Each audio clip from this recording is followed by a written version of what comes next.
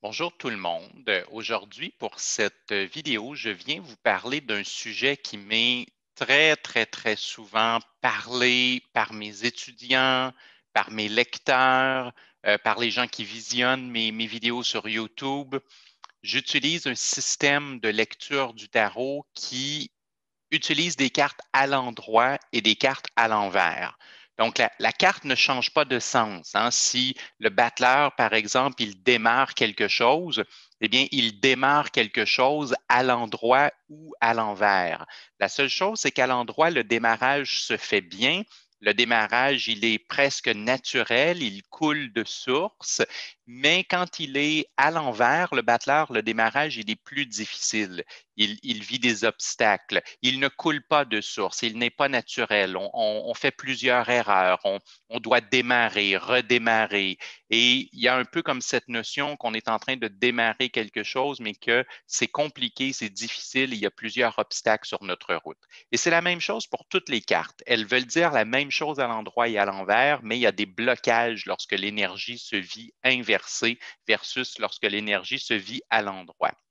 Et donc, lorsque les gens commencent à lire le tarot et qui sont confrontés à des cartes inversées, ça leur fait peur. Et tout d'un coup, les gens ne veulent plus lire le tarot. Donc, vous vous reconnaissez peut-être dans ça. Vous vous dites peut-être, je ne veux plus faire de tirage parce que j'ai peur de voir des mauvaises nouvelles. J'ai peur de voir des cartes à l'envers. J'ai peur de voir des problèmes. Ça m'angoisse, ça me rend anxieux. J'aime mieux ne plus faire de tarot.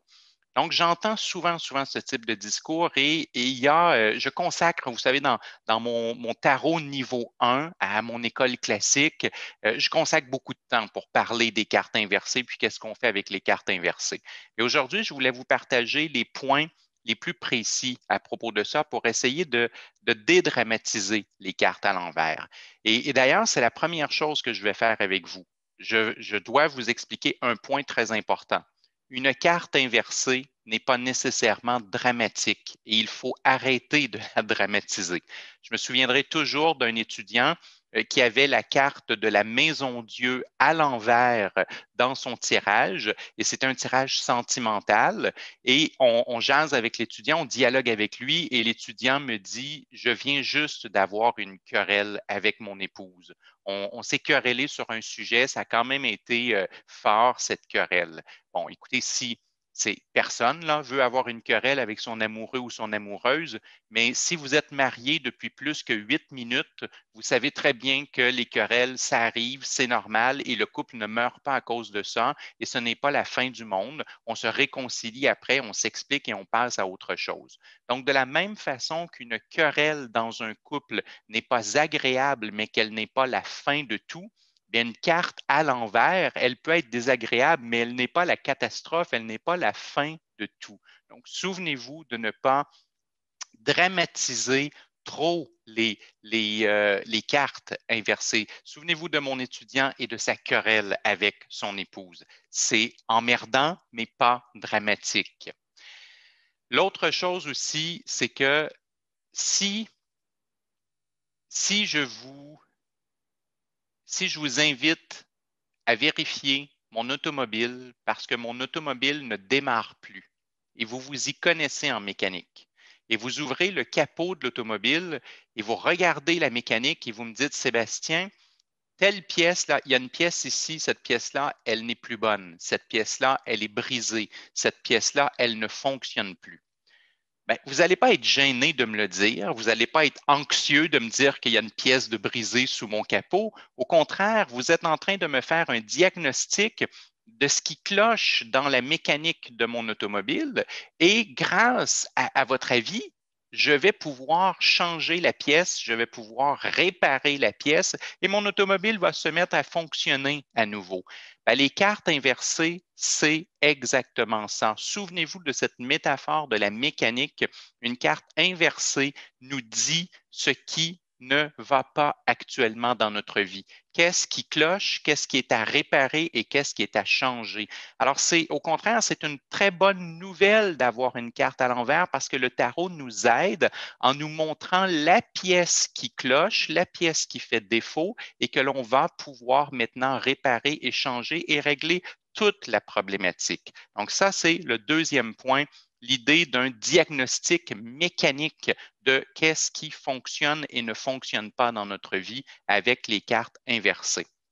D'autre part, puisque je comprends ce qui cloche, eh bien maintenant, je peux aussi avoir un aperçu de la solution et c'est à ça, ultimement, que devraient servir les cartes à l'envers. Ultimement, on devrait les remettre à l'endroit. On devrait voir la vie du client comme potentiellement, s'il réparait, les cartes se remettraient à l'endroit. Donc, voyez aussi toujours les cartes inversées comme une volonté ultime d'être remis à l'endroit si on fait les réparations nécessaires. Et la dernière chose que je voulais vous partager comme point, c'est cette idée que si quelqu'un vient vous voir professionnellement pour du tarot, si vous faites de la consultation de tarot professionnelle, vous devez vous attendre à ce qu'il y ait des cartes à l'envers, vous devez même vous attendre à ce qu'il y ait beaucoup de cartes à l'envers, et c'est la logique humaine.